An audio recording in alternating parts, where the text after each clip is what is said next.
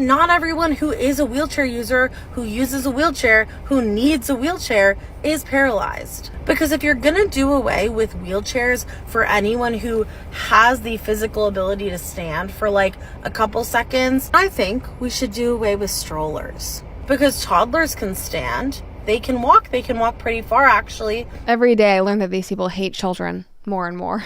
So you, as a person that has gotten to a point where it's hard for you to stand, you want your adult stroller, and you are equating that to a child who needs a stroller for their safety? No, this world is so weird. Somebody commented and said, only in America. Yeah, that's depressing. Another person said, who is complaining about this? Well, a certain population, and we just saw one of them. It says Skims, made for everybody, available now. Really? That's all I'm going to say is really. I don't really understand how far we're going to take this inclusivity thing. I really don't get it. I don't know. And if I'm wrong, again, educate me. Today, I just want to be educated in the comments. If people that are in wheelchairs were thinking as they were looking around, like, you know what really upsets me? That I've never seen a bra and underwear advertised with a girl in a wheelchair. Why did they do this? I don't know. I don't know why this needed to be done. I'm just getting tired of this all inclusivity thing. It seems ridiculous. I mean, we're going to be on crutches and be like, well, how come we don't have a girl that's broken her leg on crutches also in a bra and underwear? I don't feel included. I don't know. I don't think I can buy panties. I just can't buy panties because I don't know. I don't feel included. Is this what we needed? It's talking about northern New Jersey, draws the prober's eye, written by a nice reporter. Now the poor guy, you got to see this guy. Oh, I don't know what I said. I don't remember. He's going like, I don't remember. Oh, maybe that's what I said. This was 14 years ago. They didn't do a retraction. Hey, welcome back to my channel. If you are new here, then hi, my name is Erica. And today I'm gonna talk a bit about how I've noticed lately a lot of conservative influencers have been talking about disability and in the process showing their ableism. And I want to preface this by saying that I recently watched a video by Wheels No Heels about a reaction channel, Brett Cooper, and how Brett Cooper reacted to a video of a person talking about how ambulatory wheelchair users exist. And I'm not gonna react to this, number one, because does Brett really deserve the time of day? Not really, because the thing is people like Candace Owens will at least kind of make an argument, not a very good one in my opinion, but there's an attempt that's made, whereas Brett just kind of reacts and talks off the cuff and doesn't actually ever really say anything except, oh, liberals are so stupid, blah, blah, blah. And that's not really worth my time. But also, I think Wheels No Heels did a great job on her video. So I don't really have much else to say on that, except that according to something I read, in the UK, 1/3 of wheelchair users are ambulatory. I could not find statistics for the US, but I will keep looking, and if I find them before I'm finished editing this video, I will put that in here. But I am an ambulatory wheelchair user. I have a disability called cerebral palsy, which affects both my upper body and lower body. So if you see my hand, I don't have full function in my left hand, and not even really my right hand too. So both my arms are affected and both my legs are affected, but I can walk. But walking is number one, it can be very tiring for me. And number two, it can pose a danger because I do trip and fall a lot. So there are plenty of reasons why someone who can walk will use a wheelchair. And I wanted to talk about this because a few months ago with Candace Owens and the whole Skims, an underwear model who used a wheelchair, and how that created an uproar. And to me, it just feels like for a while, disabled people were completely ignored. We weren't even in political conversations. And even now, we're not in political conversations, but we are the conservative pundit or conservative influencer, because I kind of feel like these are more influencers than pundits, because they don't really... Anyway, but we're more of their punching bag than actually nobody's trying to pass legislation or argue for legislation or any type of thing that would actually make a change in disabled people's lives. But so I wanted to talk about this because I've been kind of wondering, why now? Why are these conservative influencers talking about disability now when we've existed for a very long time? And a lot of people may make the argument that, well, disabled people weren't very political or vocal back in the day, which is not true. We can look back to the 1970s and the whole road test for Section 504 of the Rehabilitation Act. We can look back before then to the Federation of the Blind. Like, disabled people have been politically active for a very long time. We've been very vocal for a long time. It's not something new, but one of the things that is new is social media. And more than just social media is platforms like TikTok and YouTube, where like we can become content creators and garner a bigger audience or following, and so more weight can be put into what we say. And I believe that before this, conservatives and to an extent even liberals and moderates could just kind of ignore disabled people. Like, if they just didn't pay attention, they thought we would go away. We didn't go away, but they tried. But now with the internet and with these websites, disabled people are kind of in your face. And so I think now more than ever, a lot of people are having an issue with it and are amazed that disabled people have thoughts and ideas about our own oppression and about how we are treated in society. But these are not the first people to be against disabled people, to be annoyed by disabled people, to be shocked that we have something to say. Because we can look back to the 1990s to actor Clint Eastwood, and I actually read a book about this a while back now called Make Them Go Away. And Clint Eastwood was creating his own hotel, and this was like back in the early days of the Americans with Disabilities Act, the ADA, and he was being told he had to make his hotel accessible, and he did not like this.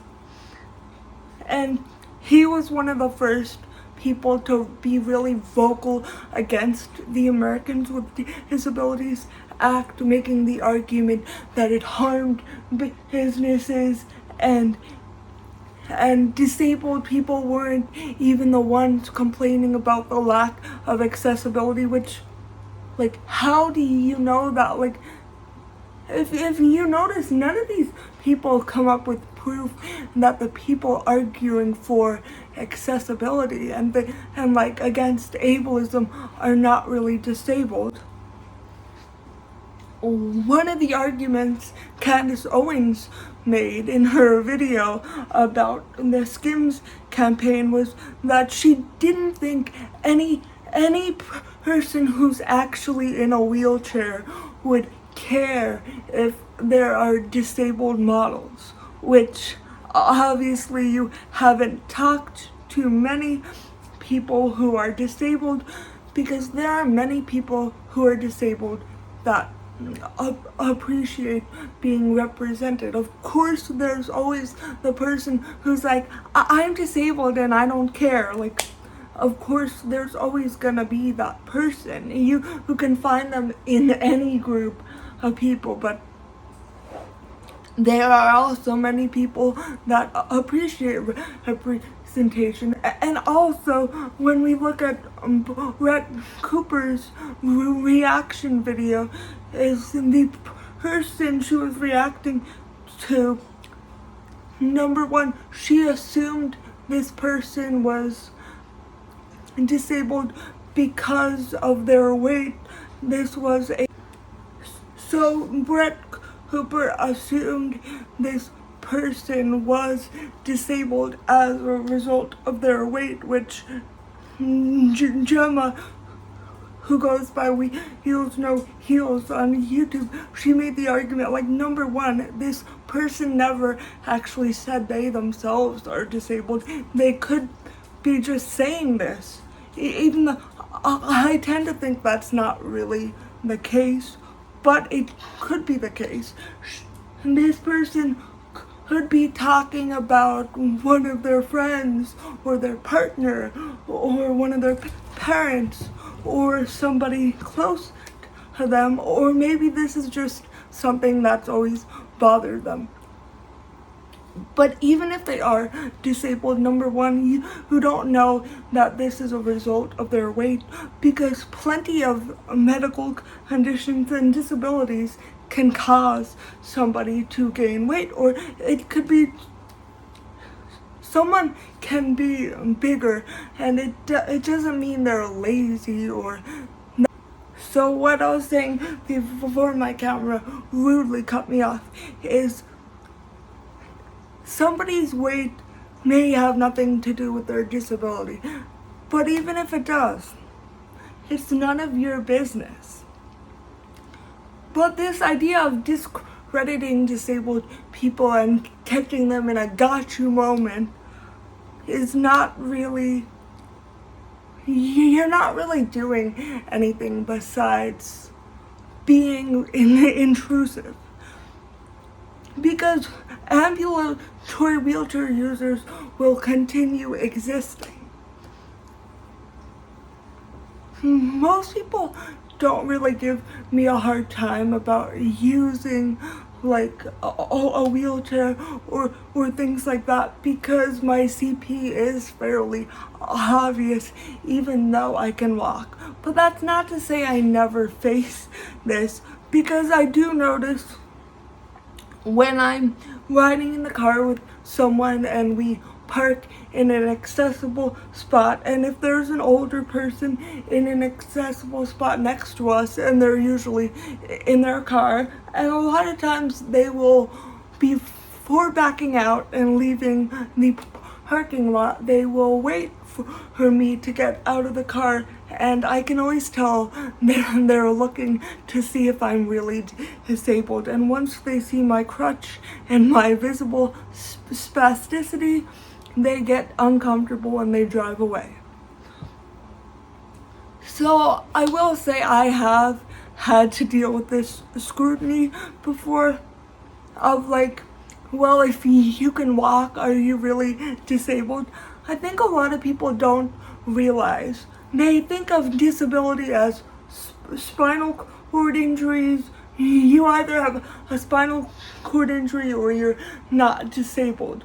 Whereas there are plenty of disabilities that aren't spinal cord injuries. There's CP, which there's a whole range of mobility. Some people can walk with no mobility devices.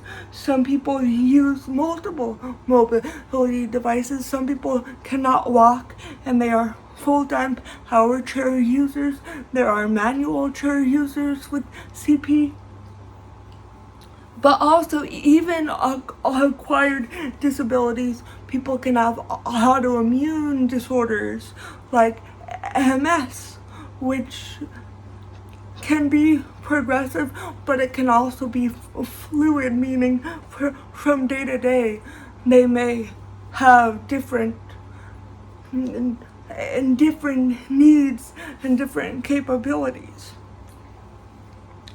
So even if you are able-bodied right now and you look at the disabled community as your punching bag and you're looking to dismiss every disabled person and try to catch us faking our disability, like, you could still acquire a disability and not just a spinal cord injury where people may just take it at face value and be like, okay, they are actually disabled. Like, and I don't say disabled, I'm not being like Jesse Smiles in that video. I'm saying it more so like, a lot of people have this idea of disability that there's one way to be disabled and that's the only way, and if you don't fit that mold, you're not disabled, which is obviously not true. But tomorrow Brett could sustain a traumatic brain injury where it may cause different effects, which may make her a part-time wheelchair user. I'm not saying this is gonna happen, I'm not wishing it on her, but I am saying that able-bodied people don't realize they can become disabled at any moment. And they may not become the type of disabled that's socially acceptable. You could become the exact person you're making fun of today.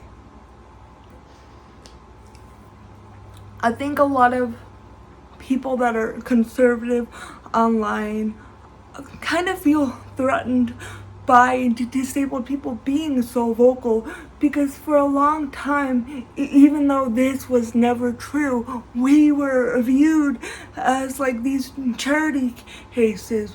We were viewed as the marginalized group that didn't fight back, and they could just speak for us and pat us on the head and say, oh, you're so inspiring. But they didn't have to acknowledge that a lot of the barriers we face are created by society, and they benefit from a lot of those barriers.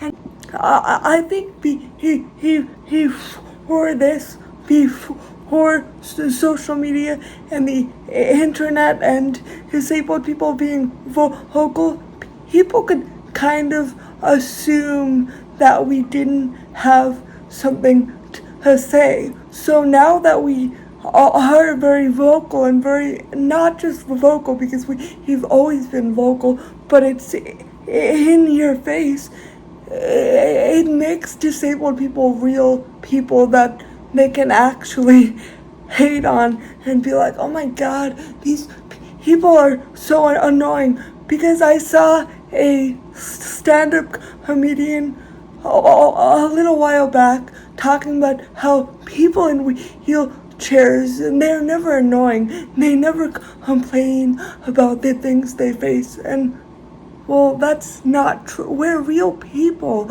we're not just props. But I think a lot of people think of us as charity and as children that they could just kind of shepherd around and tell us what to do. And that's not the case. And I think that threatens a lot of people, and that's why right now we're seeing a lot of backlash against the disabled community. Ableism is not a new issue. Not at all. I faced it my whole life. But I am seeing it a lot more online, and I'm seeing it more in like the public eye. Like, it's not just the fringe groups that'll make fun of disabled people, but these bigger influencers will. And I think it needs to be talked about. I know a lot of people, if you are more on the conservative side, you may not be willing to hear my perspective. You may see me as this radical person, but really, I'm just here to say I'm a person, and I believe and I deserve to be treated as a person and not constantly scrutinized and told that I'm taking up resources and, oh, pull yourself up by your bootstraps. A quick thing that I wanted to add that I'm not gonna go super in depth about, but it is something I've noticed. I do wonder if a lot of these conservatives like feel more free making fun of disability and just saying bad things about disabled people because of Donald Trump and how he talked about that reporter. And I know a lot of people say, well, that's been debunked because he talks about everybody that way. But I do believe Donald Trump was making fun of his disability. And even if not, he's making fun of people whose hands move in that way. And a lot of that is rooted in ableism. So even if he makes fun of everybody that way, then the way you're mocking people is rooted in ableism. And I do wonder if people feel more empowered to act like that because of him. I don't know if that's the case. I'm just saying that is quite interesting and it is quite a coincidence. But again, correlation does not equal causation, so I'm not saying this is the definitive answer as to why we're seeing more of this. It's just interesting. And I hear you. I hear you loud and clear. But the point that you're trying to make is you're saying I can't make jokes about somebody because of how hard their life is. And you are making very valid points in that I don't know how hard that life is. I imagine it is tremendously harder than my life. I can't imagine how hard that is to go through, and I wish you the best of luck. But at the same time, to retort that argument, you also don't have the hardest life. You know who has life way harder than trans people that we never talk about? People in wheelchairs. Think about it. Comparatively, people in wheelchairs have a much harder life. Do they complain about it? No. We gave them a couple of ramps and kept it pushing. They're tired, they're grubby, they're uncomfortable, but their spirits are soaring. The sit-in at San Francisco's HEW headquarters now is in its third day, and 125 disabled and handicapped are pledging they'll continue the sit-in through tomorrow night, if not longer. The squeeze is on, though. Hot water has been turned off on the 4th floor, where the Occupation Army of Cripples has taken over. The demonstration here is now on its 4th day. It is by far the largest and longest protest ever organized by disabled people in this area. But the problem on this, the 4th day, is still the same as it was on Tuesday, trying to get the attention of the Washington.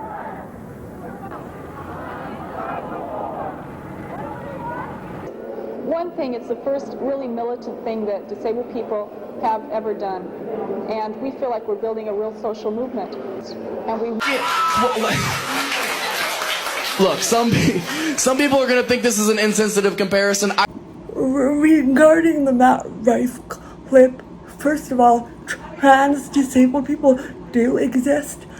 Second of all, I'm not your model minority that you get to use to tell other marginalized groups to shut the fuck up. That Rife is... And yeah, So that's all I really had to say today. Hopefully it made sense.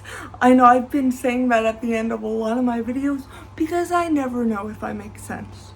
But anyway, thank you for listening to my ramblings. If you learned something, please give it a big thumbs up. And if you have not already and you would like to see more of my content, please consider hitting that subscribe button. Thank you so much for watching, and I hope to see you again next time. Bye.